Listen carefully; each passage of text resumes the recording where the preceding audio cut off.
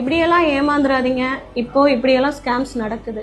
வணக்கங்க, நான் ஈரோடு மாவட்ட சைபர் கிரைம் காவல் நிலையத்தில் உதவி ஆய்வாளராக பணிபுரிகிறேன். என் பேர் செல்வி. எல்லாருமே பார்த்தீங்கன்னா இன்ஸ்டாகிராம், ஃபேஸ்புக், வாட்ஸ்அப், டெலகிராம் அப்படின்னு சோசியல் மீடியா பிளாட்ஃபார்ம் நிறைய யூஸ் பண்ண ஆரம்பிச்சிட்டோம். அதில் வர்ற ஷேர் ட்ரேடிங்கிற விளம்பரத்தை பார்த்துட்டு அதில் ஏதாவது மெயினாக கேர்ள்ஸ் நேமில் வந்து சேட் பண்ணுறாங்க.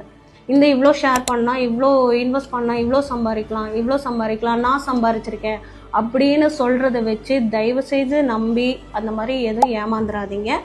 உங்களுக்கு அப்படி ஒரு அப்ளிகேஷன் வந்து செக் பண்ணணும் அப்படின்னா sebi.gov.in அப்படின்னு வெப்சைட்டில் போயிட்டு அவங்க சொல்கிற அப்ளிகேஷனோட ஜென்யூனிட்டியை செக் பண்ணுங்கள். கேள்வி கேளுங்க, நேரில் வர சொல்லுங்கள்.